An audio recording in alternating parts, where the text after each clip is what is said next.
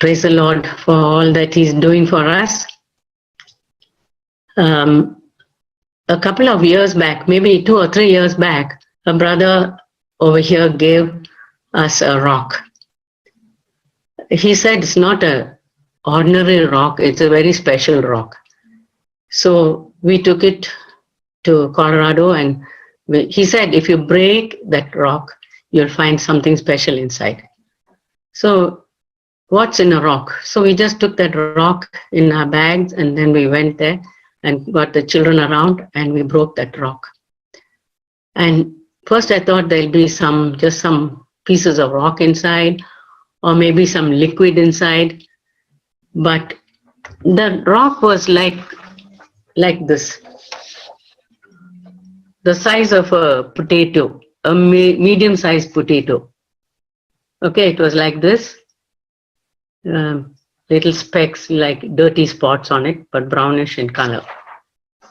So we took a hammer, and my son tapped on it and tapped on it and broke it. He didn't smash it to pieces, he just tapped on it, and guess what was inside?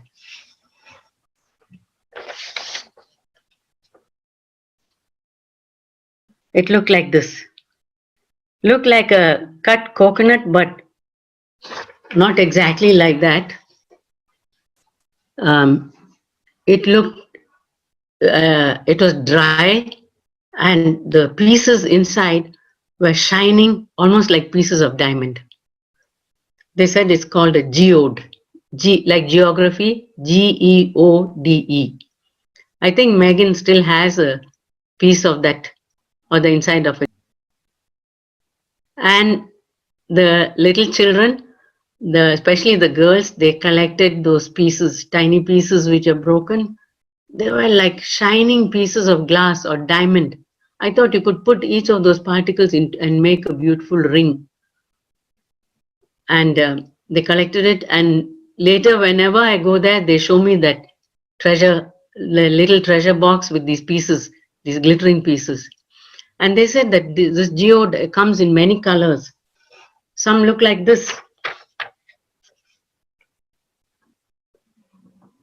So, like a pomegranate color, or like rubies. Some are purple, blue, all different colors. And if you look in the internet you want to find out more about geode, they say that it's formed under great pressure. You find it in all over the world, but especially in desert areas, volcanic areas, and sometimes in riverbeds, where there was deep, strong pressure, heat, temperature, and things pressing on it, or things like that, make this formation, this rock formation. And outwardly, it looks like any other rock. When you look at it, you might even miss. But the people who know about it know that these are special rocks. And that geode, those rocks, and especially because we handled it, and my grandchildren and all of us were there, that often comes to my mind when I read certain portions of scripture. And I thought I'll mention that to you in the beginning. Now keep that in mind as I go along, and now and then I'll refer to it, and we can learn something from that. If you turn to, keep your Bibles open, if you have a Bible, to 2 Corinthians chapter 4. And it's a very difficult passage, but I keep reading it again and again. 2 Corinthians chapter 4. When you have time, I won't read the whole thing, but when you have time, go through the chapter and read the verses carefully. And also, if you have some help, maybe you can use my husband's book, Through the Bible, or he has spoken some messages on that chapter, and it'll refresh you. And during these times, it's been a real blessing for me when I meditate on that chapter. You know, when we meet each other nowadays, or we talk to each other, I often hear this American expression, "How are you doing? Are you hanging on there?" And like that's a new word for me, but for me it is like, are you clinging on to Jesus? Are you holding fast to Jesus in these days? That's how I take it. And I say, Lord, in these days, days of uncertainty and days when things are going haywire, I never know what tomorrow will be like, what the news will be like tomorrow. But I'm holding on to you. And I know that you are holding on to me. And I have that confidence that I'm safe when I'm in your hands. I hope these days have been special days for all of us. I know that a lot of families, there's been special bonding between parents and children, and mothers-in-law and daughters-in-law, relatives and friends, brothers and sisters in the church, been a close bonding, though it's been difficult. And also, it's been a time when we have learned to adjust to different uh, changes. Like when we think of doing some cooking, as in the kitchen, we think, do I really need to make it so extravagant? Can I make simplify a little bit but yet have the same taste? I don't really need these things, need to go extra or spend so much money because I don't know how the coming days will be. So we learn to adjust to present situation, financial adjustments. And another thing I think of is, before, when we had a small ailment, we think, okay, let me go and see the doctor, or let me run and get the medicine, which I think I might need. But now we say, yeah, let's wait a little bit. Maybe we'll pray a little bit and see. Maybe it'll stop by itself. And very often it just disappears. The Lord takes care of it. So there's been unusual days, but at the same time, days of blessing for all of us. If I simplify things, and we also see the contentment in our children. I think most of us who have had small children can see how the children are so willing to come down, not have so many expectations. They don't say like, let's go out and eat or let's go here. They're just quite happy to play in the backyard or indoors and eat what's given and be happy. I really praise and thank God. That's God's hand in us, with us. And one thing which we can always remember is nothing can happen to us without God's knowledge. You know, just this morning we heard in some parts of India, there's a lot of dry weather. But in one part of India on the east coast, there was a hurricane. We call it cyclone that hit. It was a strong rushing wind which tore down trees and damaged two or three parts of states in India. So weird things are happening, but at the same time we realize that God is in control. In Amos, there's a verse: "Is there a calamity in a city that the Lord does not know about it?" That verse often comes to me. Anything that happens in any city, the Lord knows about it. It's not that He doesn't know, and He's in control. He knows when to stop, and He knows how to take care of us. And during these days, we think that, oh, these are days when we have to uh, have this locked in or locked out situation. And I often think, like, we thought it'll be 1 month or 2 months. Now we don't know how it'll be next month, or whether it'll go on till, they say it might go on till the end of the year. Some people say, oh yeah, it may take even longer for things to come back to normal. But we don't want to hear those words. We just shut our ears to those things and we say, Lord, you're in control of everything. And these days, my thoughts have been turning to the Apostle Paul. When I think of his life, how he was put in prison for preaching the gospel. Every place where he went, there'd be a riot or people would get stirred up, especially his own countrymen who had the same faith. But when they found out that he believed in Jesus, they turned against him. And they stirred up others, and finally he'd be put in prison. Do you think what must have gone on through his mind when he was in prison? If we were in prison, or if my husband was put in prison, that almost happened one time. I would have thought, oh, how will I ever get out of this prison? Can I contact this lawyer or get all my friends to put a signature in and try and get me out, or do various earthly things? But when I think what was going on in Paul's mind, he must have realized, I don't care how long this prison days are going to take. God allowed me, and I'm doing it. It is happening for Christ's sake. I'm in bonds because of Christ. He knows when He can take me out, and He's in control. But I don't want to waste a single moment. So he started writing. And how was it for him in the prison? Maybe he was in chains, two hands tied together with chain, or maybe he was tied to another Roman soldier with a chain, and he had one free hand to write. But he started writing and writing, and he made use of every moment to write. And what did he write? He didn't write, oh, the conditions here are so terrible, it's so cold, and the food is terrible. Nothing of that. All his letters are full of encouragement for us. Be strong in the Lord. Hold fast to the faith. Rejoice. Again, I say rejoice. Count it all joy when you suffer. My God shall supply all your need. He doesn't say, God, supply my need, but my God will supply all your need according to his riches in glory.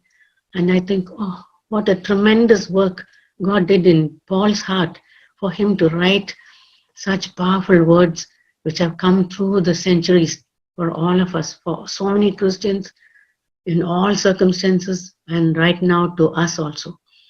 What we are facing is nothing compared to what he faced, and his words are encouraging us and holding us up. Praise God, we have examples like the Apostle Paul, and we can say, Lord, I'm not worthy to be counted as part of that company who went through so much of suffering, and let me not think of my days as any suffering at all. So, talking about Paul, I want you to keep your page or Bible open to 2 Corinthians 4, as I was telling you about. And here we read some very lovely words. Here we read about a treasure in an earthen vessel. That's why I thought of this geode. You know, an earthen vessel. We all deal with in olden days in our kitchens. There were a lot of earthen vessels. We used to cook in earthen vessels. I had some earthen jars which I collected, and I used to keep some important things, maybe some prescriptions or some medicines which I need to, or maybe some loose currency. Many different jars I had, many things like that. And here we read of an earthen vessel which has a treasure. And you know what that earthen vessel signifies. It's our human body, the mortal part of our body, the natural part of our body. That is the earthen vessel. Just like that rock, our earthen vessel we are in, look like any other earthen vessel outwardly. These rocks, these geodes, if you find them lying around, they look like ordinary rocks. But what's so special about that earthen vessel or that rock? There's something very valuable inside that jar. There's something where, even though we look like other people in the world, there's something really valuable inside us. And that's not of ourselves, not that we have something special in us to make us so valuable, that our blood is very special, or our race is very special, or our education is very special. It has nothing to do with us. As we read later, it is the power of God. And what is that treasure which we have inside? It is the glory of God in the image of Christ, in the image of Jesus. If you go through that chapter, 2 Corinthians 4, many places it says, the glory of God will shine and the image of Christ. You'll see that in many places. And the surpassing greatness of God, not of ourselves, but is from God that we have that treasure within us. So I want to talk a little bit about that treasure. First of all, when you think of this earthen vessel that we are, we know how earthen vessels are so fragile. That's how we are. You have to handle with care these earthen vessels. If anybody says something little strongly, we get a little hurt. If anybody says in a different tone, it affects us. Why did she say like that to me? If anybody doesn't do something in time, then there's a fluster within us. And so many things we can name it, that irritability, that is all the part of that human nature which we have. But we don't have to remain like that. Look what Paul says about his earthen vessel. If you read from verse 7, 8 onwards, that's Paul talking about his earthen vessel, how he was and how we can be. He says, we are afflicted in every way. You know that. Paul need not describe, but we know. We are afflicted in every way, but not crushed. We are perplexed, but not despairing. We are persecuted, but not forsaken. We are struck down, but not destroyed. Always carrying about in the body the dying of Jesus, so that the life of Jesus also may be manifested in our body. That treasure is the life of Jesus, which started with God put into us when we accepted Him as our Lord and Savior. That's the treasure. And because of the treasure, we can face so many trials like Paul faced. We haven't faced anything compared to him. Beaten and slapped and spat upon and almost dead. They thought he's dead. They left him like that. And yet, he was triumphant.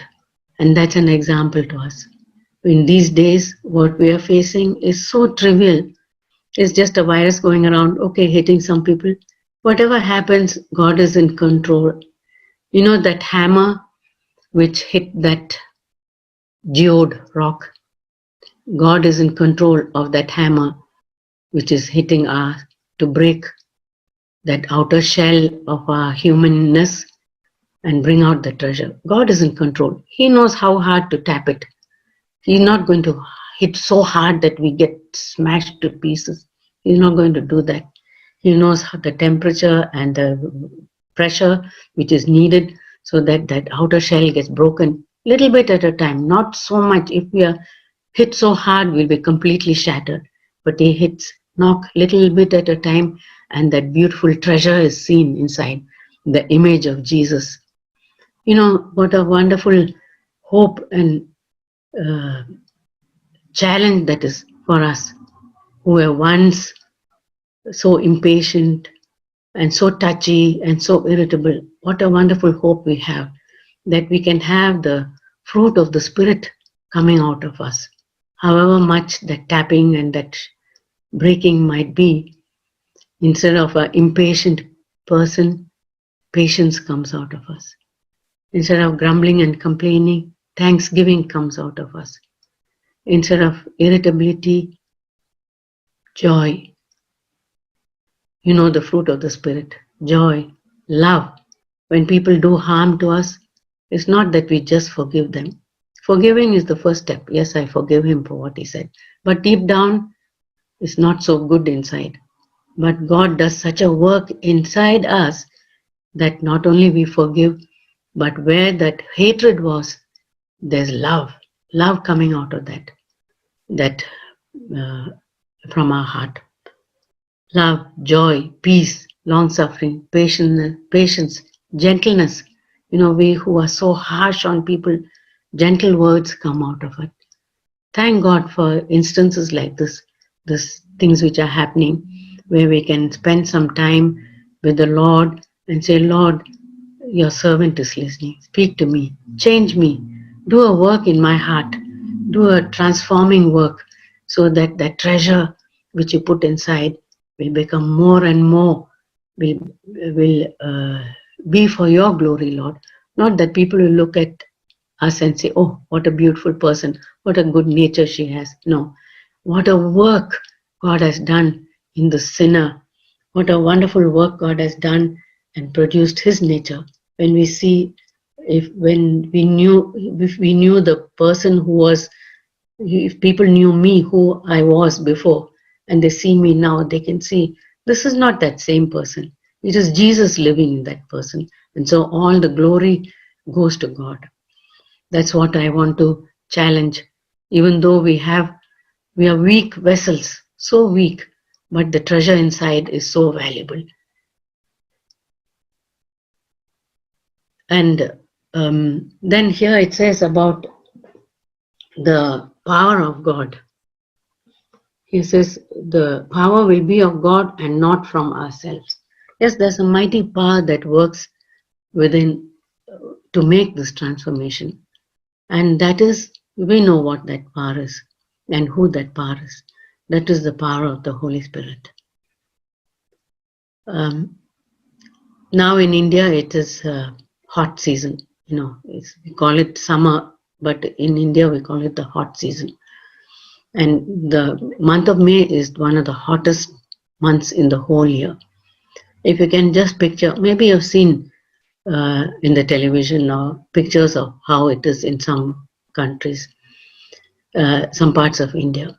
It gets so hot that the rivers are all dried up. Where there was a flooded river overflowing its banks in the rainy season, in the hot season, it just becomes a thin line of water. And after that, even that line disappears. And the women who come from the village to collect the water from the river, they dig into that sand and get some muddy water, and they scoop out that water into the pots and take it and let it settle down and use that for their daily use. That's how it is. Think of our condition like that.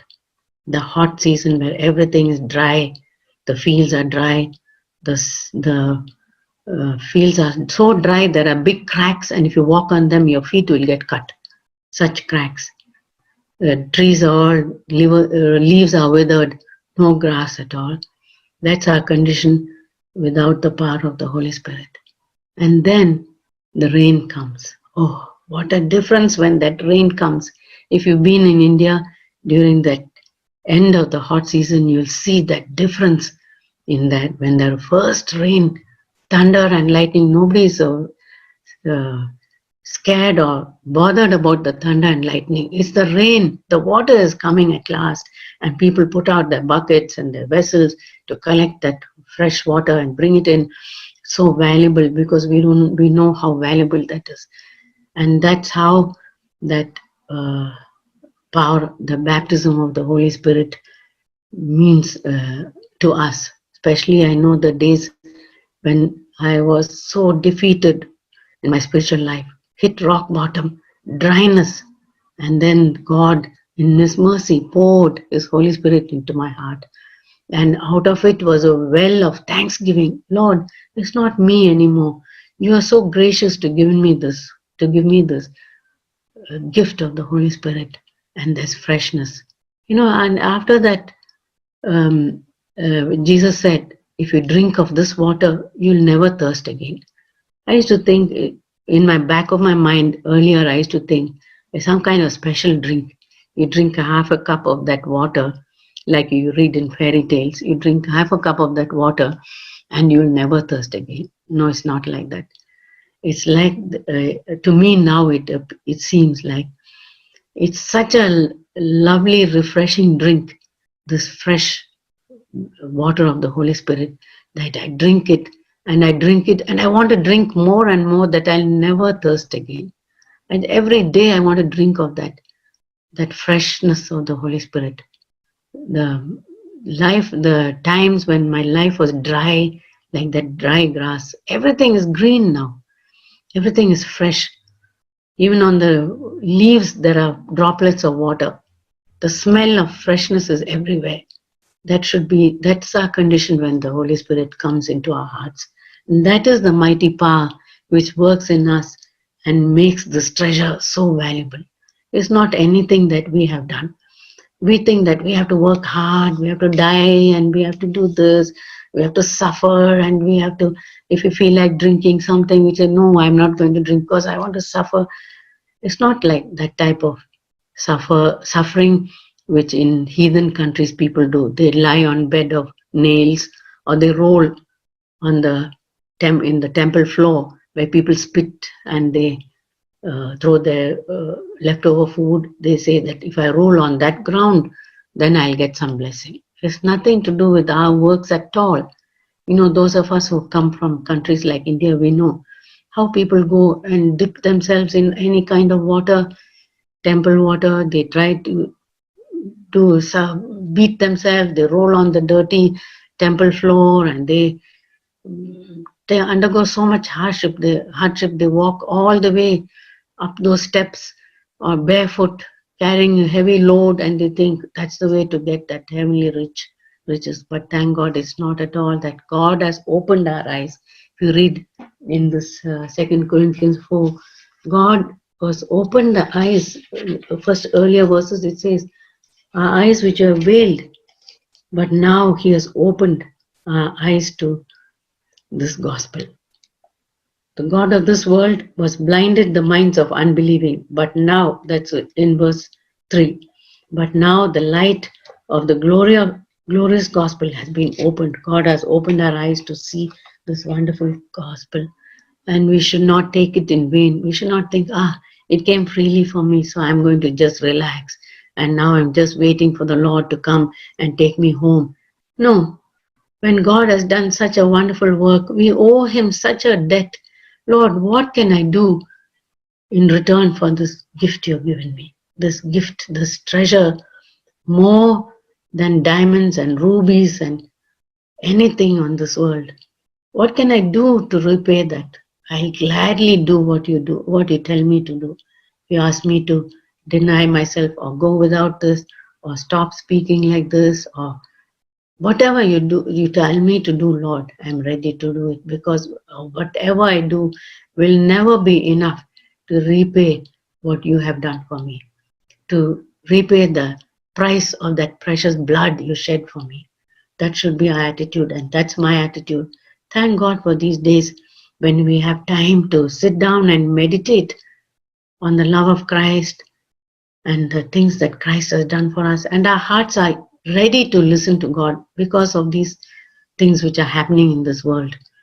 Uncertain days, hardship days, little bit of hardship, but God, thank God, He's doing a work in our heart which makes us cry out to Him and say, Lord, I'm here, please speak to me. The time is short. Very soon all these restrictions will be over, and I'll be running off to work, and my children will be going off to school, and I'll be again back to my own life. But before that, Lord, do a work in my heart, a lasting work, that I'll look back to these days, these few months when I was so close to you. You know, in our college days, we used to have a thing called college retreat. Like we have 1 or 2 days when we just listen to messages and pray and break up into small groups and pray together. This is like a retreat God has given us to spend time with our sisters in the church, spend time with our families, with our children, bond with them, do things with them, and tell them about eternity. These things are Jesus said these things will happen, but they're not going to happen forever. Beyond this, there's eternity where we are going to be with Jesus. And we can encourage and prepare our children, prepare each other for these days. So, right now, we can think of the spirit of faith that we can have. It's not like, I keep on doing that. But there's faith. God produces a faith in our heart that God is going to do something and going to change us and make us more and more like Jesus. And then I want to come to the later part of this verse, this chapter. I said about verse 13, if you say that the spirit of faith, I believe, therefore I spoke. We also believe, therefore we also speak, knowing that He who raised the Lord Jesus will raise us also with Jesus and will present us with you. Then we come to verse 16 in chapter 4. Therefore we don't lose heart. Therefore we don't lose heart because of all this, because of this mighty power, because of this treasure, because of this Holy Spirit poured into us, because of all these things, because our eyes have been opened to see these wonderful things and to understand these things. And because of these things which are happening on the world today, we don't lose heart. Don't lose heart, dear sisters. Don't lose heart, because we'll hold on to the Lord and He won't let go of us. He won't let go of us and let us sink in a spiritual life, or family to go down, or suffer starvation. Even if there are job difficulties, some of us are facing job difficulties, maybe some husbands have uncertainty in job. But God has a way to take us out of it. Maybe He has a better job for our husbands. Something better is ahead of us, so we don't lose heart. Then I want to bring these wonderful verses which often speaks to me. Though our outer man is decaying, yet our inner man is being renewed day by day. Yes, this outer man, this outer shell that I showed you about, that outer shell which is our human body, that's decaying, because God said, you are made of dust and to the dust you will return. That's going to decay.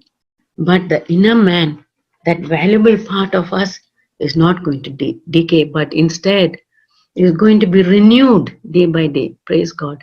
Inner man is going to be renewed. We must have faith to see that.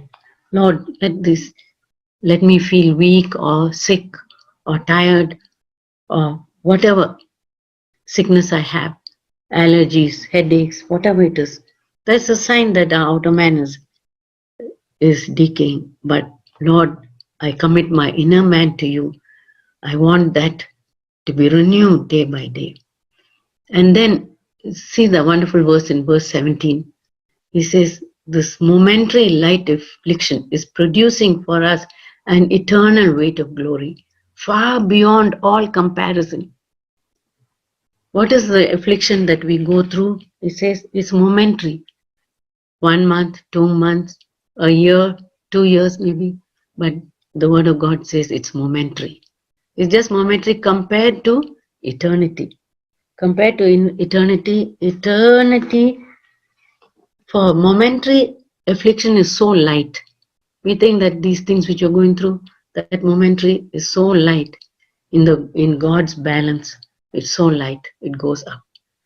But the weight of glory is so heavy, so heavy, so heavy, it goes down. This goes up, but the other one goes down and down and down. That's the weight of glory. What's the glory? Not that we are anything, but the glory of Jesus. And it says here, far beyond all comparison. I said, Lord, is beyond all comparison. That's the glory. That's my hope. Thank you that these days I can think of that. And then here we read verse 18, wonderful verse. We look not at the things which are seen, but at the things which are not seen. The things which are seen, it goes further to say, the things which are seen are temporal, but the things which are not seen are eternal. What we see now, all these viruses, all these sicknesses, they're all temporal. But the things which we don't see are eternal. Praise God. God can open our eyes a little bit to see there is something eternal. No doubt. One day I'm going to see it and I'm going to experience. And I'm not going to lose heart. I'm not going to lose my faith, because my faith is in that eternal hope. And so the inner man is being renewed day by day. And the affliction that we face is so light. Now, I have some examples which come to my mind. One is, many times Zach, my husband, has said about the rubber band. If you have listened to his messages, he often refers to our life being like us fixed to 2 points. Where we are fixed should be in the heavenly places. Paul says, set your mind on heavenly things. So that's where we are fixed. And then the rubber band goes down to earthly things for a little while, where we take care of earthly things, our cooking, our work, our jobs, our children, everything. Our children, very important because they are going to join us in the heavenly realm. We have to do more for that. But then once we are free, once that is done, our mind goes back to that heavenly thing. If you, I'll urge you to listen to those messages. And also in another message, about this passage, Zach has spoken about the jar being compared to Gideon's jar, where when the jar is broken, the light comes out. Now, I'm not going to do a Bible study, but when you get time, if you try and find that message, listen to that. You learn and listen and read these verses again and again. And each time I read it, it's like I'm getting a new treasure. Each time I get a hope that I'm not going to be like that. Things are going to be better in my spiritual life, and that hope keeps me going.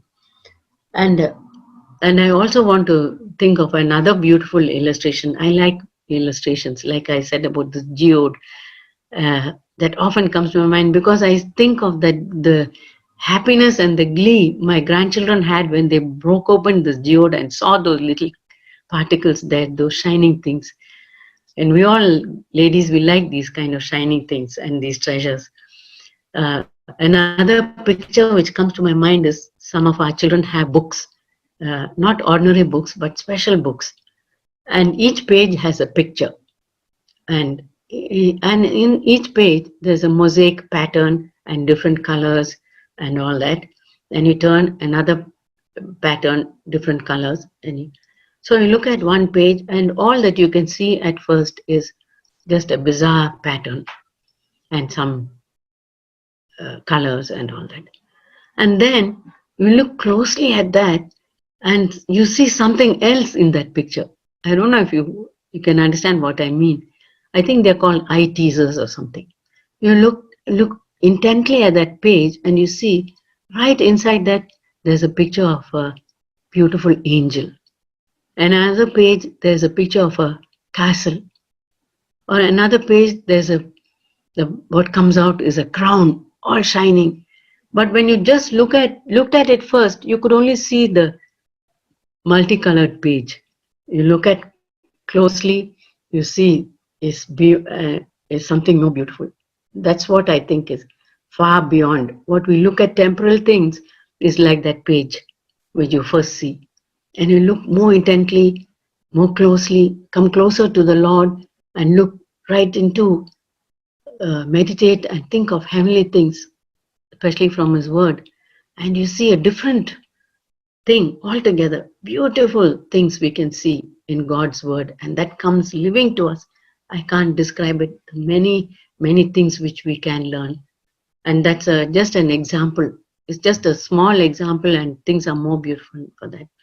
Another example is I can think of is, if you have seen this pictures of the Pilgrim's Progress, there are some books and some slides which I've seen about the pilgrim walk. And towards the end of the pilgrim days, Christian and his friend Hopeful are almost the end of the journey, and they almost reached Celestial City. Just a few more days and they'll reach the Celestial City.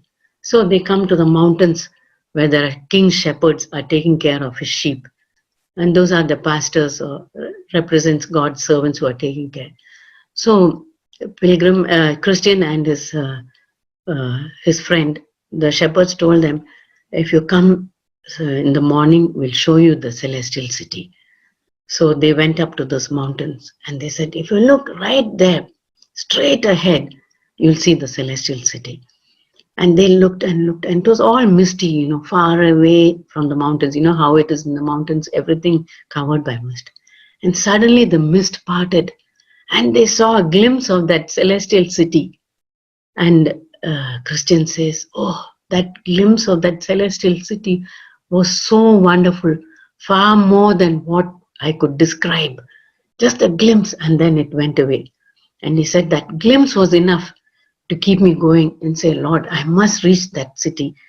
I'm seeing it from a distance, and that itself is so glorious. When I reach there, how much more glorious, because you're there. The person who I'm imagining and seeing by faith, I'm actually seeing there, seeing you there. And your presence and your glory will be all over there.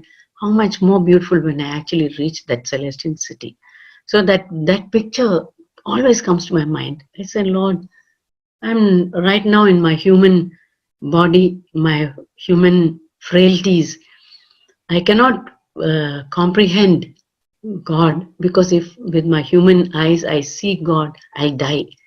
I cannot bear with my sinful nature, with my sinful frailties. If I see God, it's too much for me. But when I'm after left this earth and I'm with you, and I have that spiritual body, then I can bear to see you. Lord, if with my limitations, let me have that little bit of that glimpse, just a little bit of that glimpse of that glory. That's enough to keep me going. That's what Christian said. Just a glimpse. So in these days of trial, Lord, everyone in the world is talking unbelief and fear, but deep down in my heart, I know there's a hope. Just like if I can get a glimmer of that hope, hope which I have in that being with you, that's enough, and I can keep going for the rest of my days. Let more trials come, let more viruses come, whatever may come, losses, anything. But I have seen that glimpse, just a tiny transient glimpse of that will keep me going. That's what I often come, and I thank God for these days and moments that we have. Dear sisters, don't waste these days. You know, we are in the middle of our work. We have more work because we have children. Now it's a vacation for children.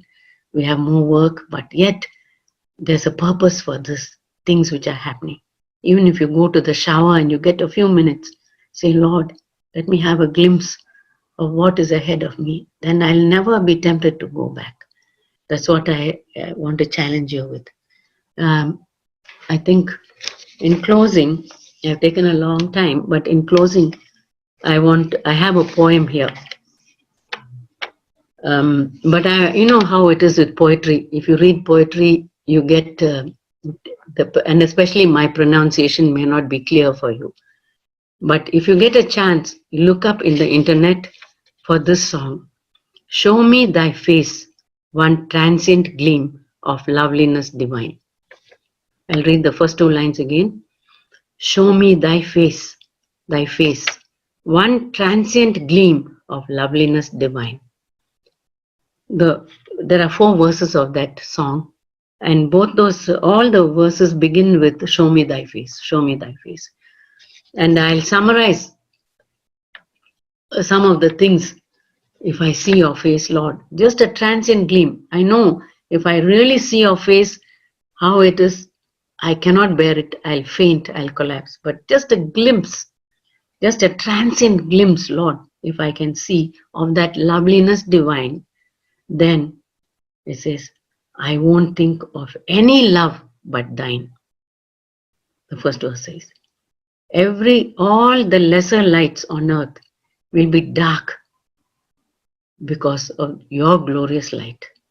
And the most beautiful on earth will never seem beautiful again if I see just a glimpse of your face. Second verse is, Lord, show me your face. Then my faith and my love will be fixed on you. Nothing can move that calmness if I just have a glimpse of that glorious face. And life will be like a trance, will be like a dream. Only you will be reality if I see your face. The third verse says, Lord, show me your face, because if I see your face, I'll forget all the weary days and all the fretting and the regrets I had about the past. They will not haunt me anymore if I have just a glimpse of your face. And also the doubts and fears about my future, they won't haunt me at all if I have a glimpse of your face. Instead, there'll be calm and trust in you, Lord. The last verse says, Lord, show me your face, because then even the heaviest burden, heaviest cross will be light for me to bear. Every loss will be a gain for me, Lord. Every care will be peace. And life itself will be so brief. We think it's long, but life itself will be so brief, but will be a blessed life. Yes, dear sisters, now we see darkly as through a glass, but one day we'll see everything will come clear to us and we'll see clearly. That's why I want to urge you, read God's word, especially the verses which I said, and many more. Take every opportunity and say, Lord, fix my heart. Every song that I sing, fix my heart to you, that I'll never be tempted to go back, never be tempted to complain or compare my lot with anything. Anything that you don't like, Lord, just burn it away like the fire burns and refine me, make me a better person. God bless you. Shall we close in prayer? Our Heavenly Father, we praise and thank you that you're our loving Father. And just like you love Jesus, you love us. And you sent your beloved Son to this earth, Lord. This earth where there's so much suffering. You sent him to die for us, Lord. And to live on this earth to show us how we can live. And how we can conquer. And we can have the life of Christ in our hearts, Lord, and in our lives, that triumphant life, so that we can be worthy of your great love, Lord, or worthy of that blood which you shed for us, Lord. We know that we can do nothing to repay, but help us in the coming days to live lives that are pleasing to you, and our lives will be transformed, and that treasure will be so valuable. Thank you, Lord, that you can look deep into our hearts and see what's happening there. We want you to be happy when you look into our hearts. We want to please you, Lord Jesus, because we ask in your precious and beloved name, Lord Jesus. Amen.